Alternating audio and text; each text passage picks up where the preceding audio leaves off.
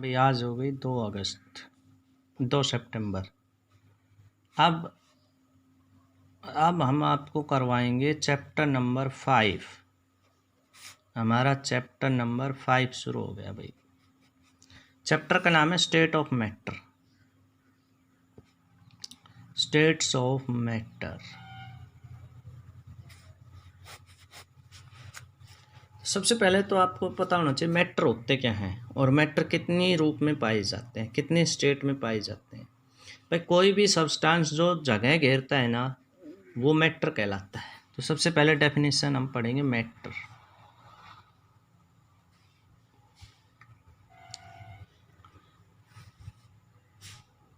Any substance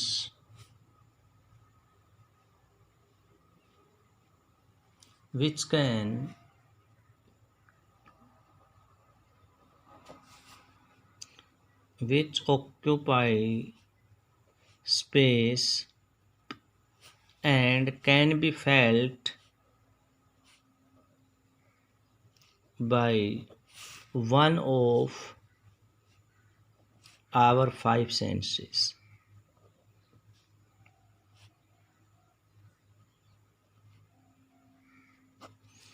कोई भी ऐसा वस्तु जो जगह घेरती है या हमारी 5 मेन ज्ञानेंद्रियों में से किसी एक के द्वारा भी पहुंचाई जाती है, पहचानी जाती है, वो क्या कहलाती है?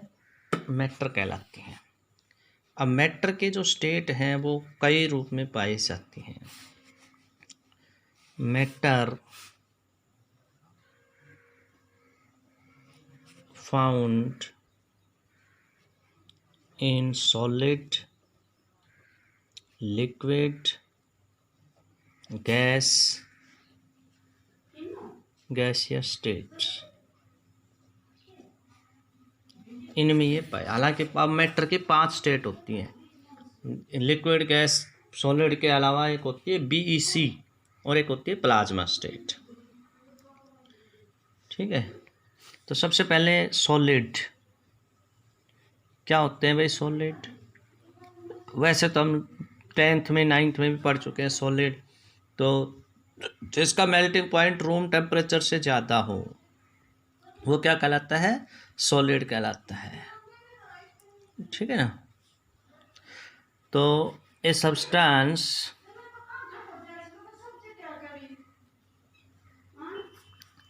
is said to be solid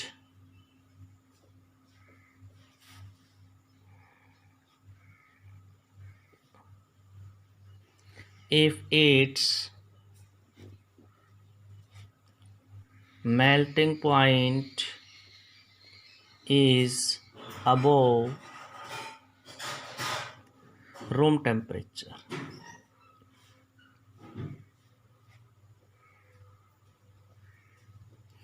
जिसका टेम्परेचर क्या हो? रूम टेम्परेचर से ज़्यादा हो।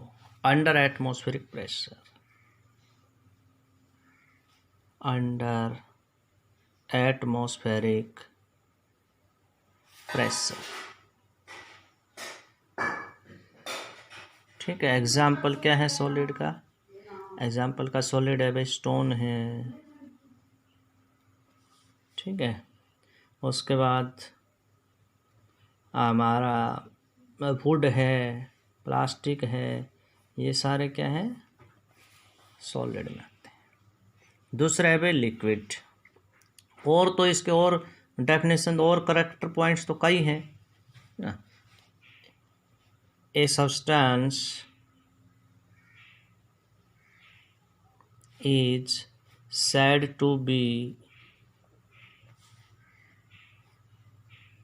liquid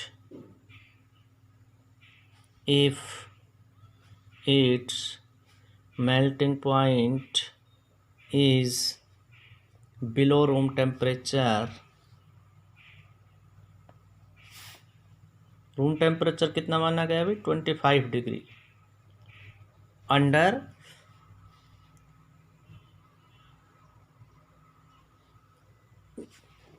मतलब 25 डिग्री माना गया है। तो 25 डिग्री के डिग्री सेल्सियस कितने बनेंगे? वो 77 समथिंग फ़ारेनहाइट उसके बनेंगे। तो 25 डिग्री सेल्सियस बनेगा, माना गया है रूम टेम्परेचर। उसके बाद लिक्विड रूम टेम्परेचर, और बॉइलिंग पॉइंट क्या होता है, रूम टेम्परेचर से ज़्यादा होता है। तीसरा है भाई गैस। अच्छा, इसका लिक्विड का एग्जांपल हम ले लेते हैं, वाटर है, अल्कोहल है, एट्सेट्रा है। A substance is said to be gaseous if its melting point, gas का हम बॉइलिंग पॉइंट लेंगे, melting point if it's boiling point is below, क्योंकि वो तो पहले ही गैस में वो मेल्ट क्या होगी, रूम टेम्परेचर, इसका हम बॉइलिंग पॉइंट लेते हैं। Under atmospheric pressure, atmospheric pressure.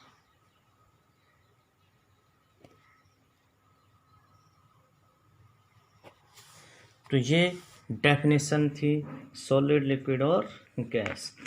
और करेक्टर्स तो फिर आपको पता ही है डिफरेंस कि सॉलिड, लिक्विड और गैस के क्या क्या होते हैं। भाई इनकी डेफिनेट शेप होती है किसकी, सॉलिड की, तो वो टेबल की भी हम आपको भेज देंगे। इसके अलावा besides these 3 states, matter has 2 more state. Matter has 2 more state.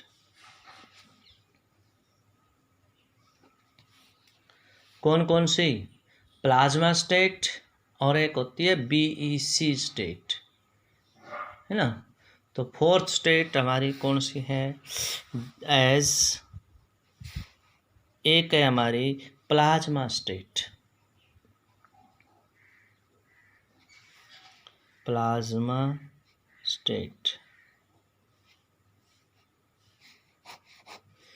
Plasma state क्या होती है, जब हम गैस को मिक्स करते हैं तो ये आयोनाइज हो जाती है। कोई भी है ना मैटर है, जब हम उसको क्या करते हैं, हीट करते हैं, तो वो आयोनाइज हो जाएगी। आयोनाइज का मतलब क्या है, या तो इलेक्ट्रॉन लेगी या वो इलेक्ट्रॉन देगी, तो आयोनाइज हो जाती है। तो इसको आयोनाइज स्टेट को ही क्या कहते हैं, प्लाज्मा स्टेट कहते हैं।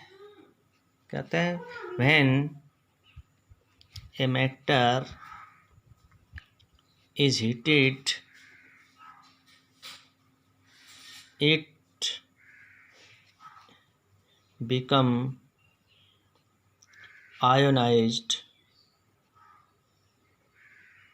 ये क्या हो जाती है, आयोनाइज हो जाती है, ठीक है ना। और दिस इज नोन एज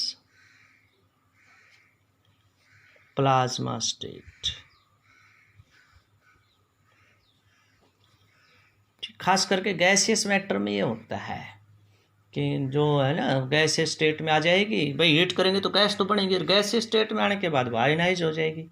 तो ये फिर मैटर की क्या कहलाती है, 4th स्टेट कहलाती है। जैसे सन के अंदर या स्टार के अंदर होता है वो, इसके फॉर एग्जांपल इसमें हम लिख सकते हैं in sun and star gas is ionised, क्योंकि बहुत ज़्यादा हीट होती है वहाँ पर और गैस है ना आयोनाइज में चेंज हो जाती है। 5th स्टेट एक और होती है भाई, वो होती है हमारी बीईसी। क्या होती है, बीईसी, बोस आइंस्टीन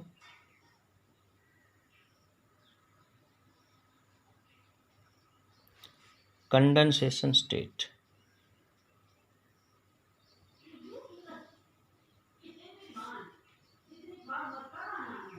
बीईसी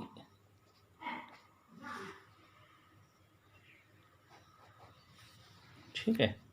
इसमें क्या होता है भाई, इसमें जो सुपर कूल सॉलिड होते हैं ना, जिसके अंदर एटम अपनी आइडेंटिटी खो देते हैं और एक सिंगल सुपर एटम बन जाता है, when heated matter is suddenly cooled,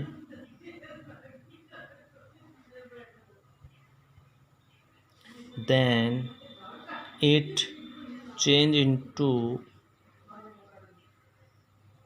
a super cooled liquid, चिपचिपी सी अवस्था हो जाती है, is known as BEC state। ठीक है, तो ये थी हमारी आज की भाई, इसमें ये टॉपिक हमने छोटी क्लास में पढ़ रखे हैं, लेकिन फिर भी लिखने हैं, याद करने हैं, और मोर डिटेल जो है सॉलिड लिक्विड की मैं आपको इसकी फ़ोटो भेज देता हूँ। ठीक है, तो ये उसके बाद हम फिर कल इनके बारे में, फोर्स के बारे में बात करेंगे कि सॉलिड लिक्विड गैस के अंदर कौन सी इंटरमोलिकुलर फोर्स काम करती है, कौन सी स्ट्रॉन्ग है, कौन सी वीक है।